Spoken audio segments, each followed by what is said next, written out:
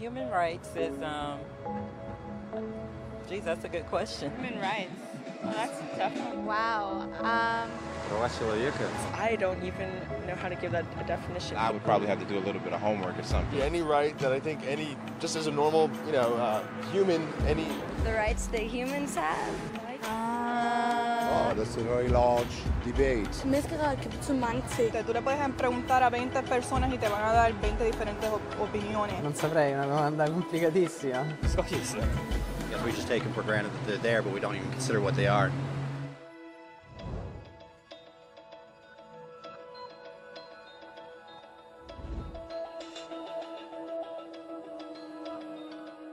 Direitos humanos são os direitos que você tem simplesmente porque é humano. É o que você naturalmente espera, e merece ser tratado como pessoa, como o direito de viver livre, falar o que pensa, e ser tratado como igual. Existem vários tipos de direitos. A maioria aplica-se somente em um certo grupo, mas os direitos humanos são os únicos que se aplicam absolutamente a todos, em qualquer lugar. Isso significa crianças, idosos, pobres, jogadores de basquete, lixeiros, rappers, professores, africanos, indianos, albânios, cristãos, muçulmanos, cabalistas, ateus, sua mãe, seu pai, seu vizinho e você. Todos têm exatamente os mesmos direitos. Em outras palavras, eles são universais. Mas a pergunta continua: o que eles são? Name the human rights? What the human rights are? The right to live. Equality between all peoples. Right to religion, the right to... Is there supposed to be a list somewhere I should be aware of? De acordo com as Nações Unidas, existem no total 30 direitos humanos, que são normalmente agrupados e chamam-se apenas de direitos humanos. Todos eles aparecem na Declaração, que é o documento mais aceito no mundo sobre o assunto. Mas foi um longo tempo para ele existir. No início, não haviam direitos humanos. Se você estivesse do lado certo, estaria seguro. Se não estivesse, não estaria. Então um homem, Ciro, o Grande, decidiu mudar aquilo. Depois de conquistar a Babilônia, ele fez algo completamente revolucionário. Anunciou que todos os escravos estavam livres. Ele também disse que as pessoas tinham direito a escolher sua religião, não importando o grupo que fazia parte. Eles registravam suas palavras em um tablete de barro, conhecida como Cilindro de Ciro. E foi assim que nasceram os direitos humanos. A ideia espalhou-se rapidamente para a Grécia, Índia e finalmente a Roma. Eles perceberam que as pessoas seguiam naturalmente essas leis. Mesmo se não fosse dito, eles chamaram isso de lei natural. Mas continuou a ser ignorado por aqueles no poder. Até que 1000 anos mais tarde na Inglaterra, finalmente levaram o rei a concordar de que ninguém poderia anular os direitos do povo, nem mesmo o rei. Os direitos das pessoas foram finalmente reconhecidos, e agora estavam salvos daqueles no poder. Ou quase. Um grupo de rebeldes britânicos declararam independência, antes que o rei percebesse que todos foram criados com direitos iguais. Não que ele tivesse gostado da ideia, mas não podia pará-los, né? E a América nasceu. Os franceses imediatamente seguiram com sua própria revolução, para seus próprios direitos. A lista deles era ainda maior, e eles queriam de que esses direitos não foram inventados. Eles são naturais. O conceito romano de lei natural se tornou direitos naturais. Infelizmente, nem todos ficaram satisfeitos. Na França, um general chamado Napoleão decidiu derrubar a nova democracia francesa e coroar-se o imperador do mundo. Ele quase conseguiu. Mas os países da Europa juntaram-se às forças e derrotaram. Os direitos humanos eram novamente o tema do momento. Eles fizeram acordos internacionais para garantir muitos direitos pela Europa. Mas somente na Europa. O resto do mundo de alguma forma ainda não estava incluído. Ao invés disso, foram invadidos, conquistados e consumidos pelos impérios massivos da Europa. Então, um jovem advogado indiano decidiu que já era o suficiente. Seu nome era Mahatma Gandhi. E em face à violência, ele insistiu que todas as pessoas da Terra tinham direitos, não apenas a Europa. Por fim, mesmo os europeus começaram a concordar, mas não ia ser fácil. 2 guerras mundiais surgiram.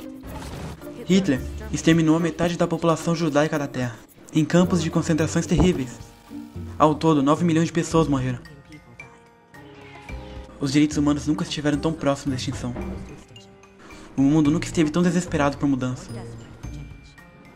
Então os países da Terra se juntaram-se e formaram as Nações Unidas. Seu propósito básico era para reafirmar a fé dos direitos humanos fundamentais, na dignidade e valor das pessoas humanas. Mas o que são direitos humanos? São a proclamação de Cyrus? A lei natural de Roma? A declaração da França? Todos tinham uma ideia diferente do que os direitos humanos deveriam ser. Mas sob a supervisão de Eleanor Roosevelt, eles finalmente concordaram em um conjunto de direitos que se aplica absolutamente a todos. A Declaração Universal dos Direitos Humanos. Então, o conceito francês direitos naturais finalmente se tornou direitos humanos. Então, em resumo, no começo, somente se você fosse uma pessoa de sorte teria algum direito. Então, um daqueles homens decidiu: ei, outras pessoas deveriam ter direitos. O que foi ótimo, exceto que nem todos concordaram. Isso demorou alguns milhares de anos de guerra, e declaração e mais guerras, até que todos finalmente concordaram que os direitos humanos devem ser aplicados a todos. E então todos viveram felizes para sempre. Exceto por um pequeno problema. Se as pessoas têm direito à alimentação e abrigo, por que 16 mil crianças morrem de fome todos os dias? Uma a cada 5 segundos.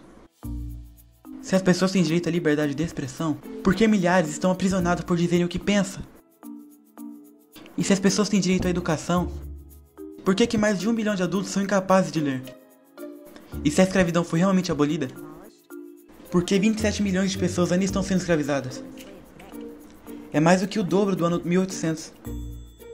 O fato é que, quando foi assinada a Declaração Universal dos Direitos Humanos, não tinha a força da lei. Era opcional. Apesar de muitos documentos, convenções, tratados e leis, ainda é um pouco mais do que palavras em uma folha.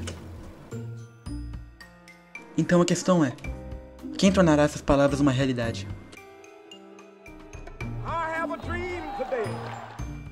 Quando o Dr. King marchou pela igualdade racial, ele estava marchando por direitos que eram garantidos pelas Nações Unidas há quase 2 décadas. Mas ainda assim ele marchou. Quando Nelson Mandela lutou pela justiça social nos anos 90, seu país já havia concordado em abolir a discriminação por mais de 40 anos. Mas ainda assim ele lutou. Aqueles que lutam até hoje contra a tortura, pobreza e discriminação não são gigantes ou super-heróis? São pessoas, crianças, mães, pais, professores, pessoas de pensamento livre que recusam a ficar calados, que compreendem que os direitos humanos não é uma lição de história, palavras em uma página, não são discursos, propagandas ou campanhas de relações públicas. São escolhas que fazemos diariamente como seres humanos. São as responsabilidades que todos compartilhamos.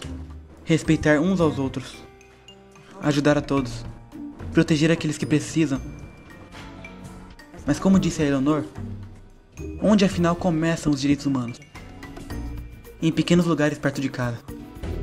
Tão perto e tão pequenos, que não podem ser vistos por nenhum mapa do mundo. No entanto, eles são o mundo de cada pessoa. O bairro em que vive, a escola ou a faculdade que estuda, a fábrica, a fazenda ou o escritório onde trabalha. São os lugares onde cada homem, mulher ou criança procura justiça igual, oportunidade igual, dignidade igual, sem discriminação. A menos que esses direitos tenham significado lá. Eles têm um pouco de significado em qualquer lugar.